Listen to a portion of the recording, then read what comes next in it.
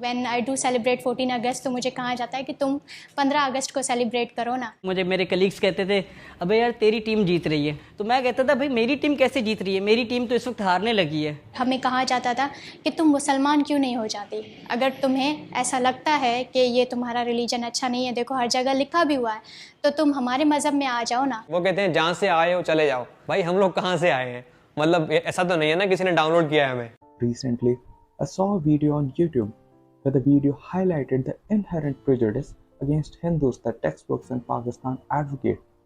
The video features several Pakistani Hindus who point out the rampant anti-Hindu propaganda peddled by school textbooks in Pakistan and narrate the painful humiliation they had to endure at the hands of their friends, colleagues, and classmates simply for being Hindus. Ironically, the normalization of anti-Hindu bigotry in school textbooks is sanctioned by the Pakistani government. Children, early on from their tender age, are conditioned to hate Hindu as state-sanctioned textbooks demonstrate them. Refer to them kafirs, a derogatory slang for non-believers of Islam, and hold them responsible for all the evils besetting Pakistan.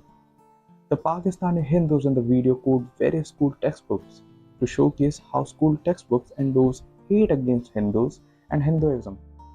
They cited excerpts from school textbooks of different standards that perpetuated anti-Hindu bias and regulated Hindus to third-class citizens. One of them, who identified himself as Rajesh Kumar, cited a Pakistani textbook that described Hindus as kafirs. Rajesh cites the 11th and 12th grade books of the Sindh Textbooks Board to highlight the use of epithets like enemies of humanity to describe Hindus and Sikhs. He further adds that the book claims that Hindus and Sikhs killed thousands of women, men, and children. Dr. Rajbanti Kumari, a Hindu lady in Pakistan, said she was often jeered at by her classmates because she was a Hindu. Some of her classmates even asked her to celebrate the Independence Day not on August 14, but on August 15, which is India's Independence Day. Through their books, a perception is raised among the Muslim students that Hindus in their country are traitorous and have no patriotic feeling for Pakistan.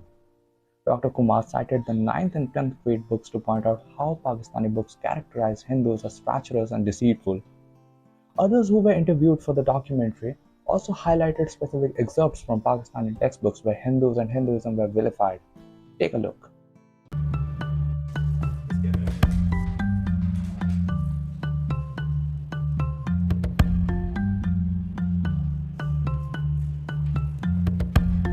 मेरा नाम संजय मथरानी है। मेरा नाम राजेश कुमार है। मेरा नाम doctor Sorath Sindhu है। मेरा नाम प्रहमंगी है। मेरा नाम डॉक्टर राजवंती कुमारी है।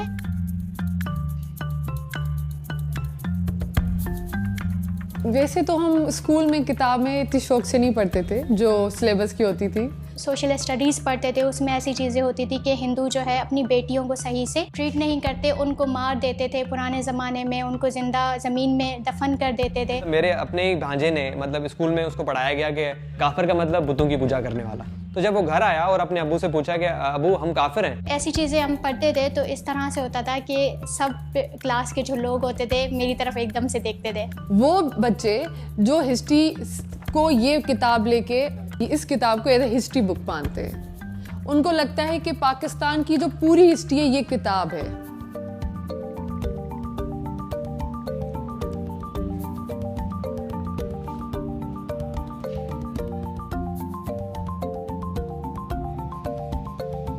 मेरे पास मुताला पाकिस्तान बुक है और ये 11वीं और 12वीं जमात के लिए है। पेज नंबर 33 पे ये लिखा हुआ है, इंसानियत दुश्मन हिंदुओं और सिखों ने हज़ारों बल्कि लाखों औरतों, बच्चों, बूढ़ों और जवानों की इंतहाई बेदर्दगी और संगदिली से कत्ल किया और बेआबरू किया।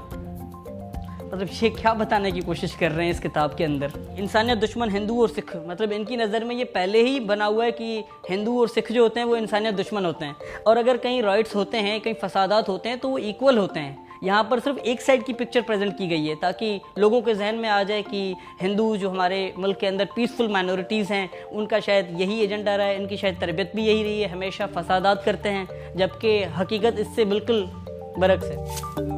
बदकिस्मती से मेरे पास जो है ना वो माशरती उलूम की किताब पढ़ी हुई है जो 8वीं जमात के बच्चों को पढ़ाई जाती है और हमने पढ़ी भी थी। एक मज़ेदार चीज़ लिखी हुई है कि मायूसी और बददिली के इस दौर में मुसलमानों ने हिंदुओं की सियासी तहरीकों का साथ दिया। मकसद ये था कि किसी न किसी तरह अंग्रेज की गुलामी से निजात मिले, लेकिन हस्बे आदत हिंदू ने मुसलमानों के साथ हर जगह धोखा किया। धोखा करना तो मतलब ये कि ये तो कोई भी कर सकता है, मतलब ये कि चाहे वो हिंदू हो, चाहे मुसलमान हो, चाहे सिख हो, चाहे ईसाई हो। मतलब अगर वो चाहते मतलब तरीके से लिखना तो ये लिख सकते थे कि मतलब कांग्रेस ने दूसरी जो जमायत थी उनके साथ धोखा किया।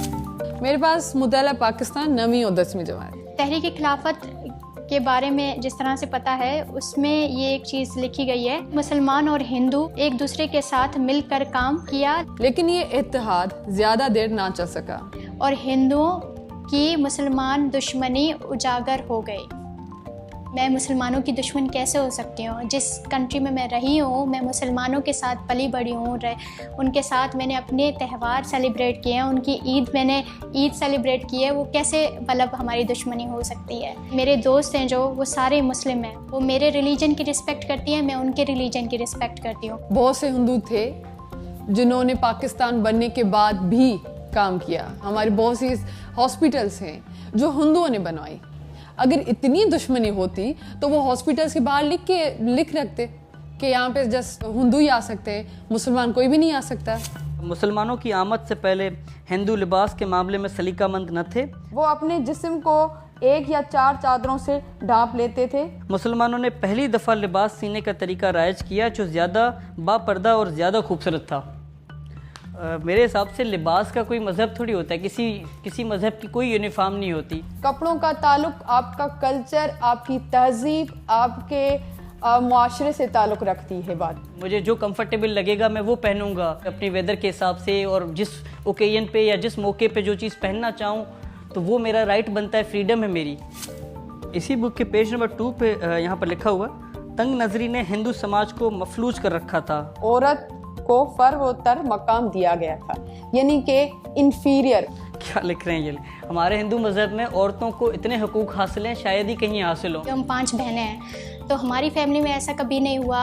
इवन इतनी इज्जत और इतनी रिस्पेक्ट दी जाती थी शुरू से। जो कपड़े मेरे लिए आते थे बहनों के लिए भी वैसे ही सेम शॉपिंग होती थी। जो खाना मेरे लिए आता था, उनके जो खिलौने मेरे लिए आते थे, बहनों के लिए भी वही चीज़ें आती थी। कभी फ़र्क हमने देखा ही नहीं। हिंदू मज़हब में अगर आप देखें तो देवियों की तो पूजा की जाती है। बेटियों को मतलब ऐसे कि घर की लक्ष्मी कहा जाता है कि वो बरकत होती है घर की। लिखा था जिन्होंने, उनके हाथ नहीं कांपे। मुझे लगता है कि उन्होंने बहुत नाइंसाफी की है। ये जो चीज़ लिखी हुई है ये तो बिल्कुल उलट है। तो मैं क्या पढूं? वो जो मैं देखूं, वो जो मैं पढूं। ये चीज़ भूल गए कि बहुत से हिंदू हैं जो पाकिस्तान को आगे करने के लिए भी काम कर रहे हैं। आप मजहबी हमांगी, रवादारी और काफ़ी ऐसी चीज़ें सिखाए। मैं इन राइटर्स को और इनके साथ साथ इनके पूरे एडिटोरियल बोर्ड को यही मशवरा दूंगा, होश के नाखून ले लें। निसाब को स्क्रूटनाइज करने की ज़रूरत है और फ़ौरन जितना कर लें बेहतर है। According to a well-known Pakistani educationist, A.H. Nayyar, when the history of Pakistan is taught, the battle between the Muslim League and Congress is portrayed as a fight between Muslims and Hindus. Hindus are projected as villains in Pakistani textbooks in a bid to justify the founding of Pakistan and the politics behind it. Nayyar further says, the history of Muslim rule is prominently presented in these books, but there is no mention of Hindu history. This unadulterated hatred against Pakistani Hindu ultimately manifests in the crimes carried out against Hindus in Pakistan. Minorities in Pakistan, especially Hindus, live in a perpetual fear of persecution. Hindus are implicated in fake cases of blasphemy. Their daughters are abducted, forcibly converted to Islam, and married off to the kidnappers. Even the courts fail to provide justice to Hindus in Pakistan. In fact, in some cases, the courts have actively participated in perpetuating injustice to the Hindu and Christian minorities. In June 2020, a district magistrate allowed a Muslim man to keep his Hindu wife, even after the parents of the girl proved that their daughter was kidnapped and forcibly married off to the man.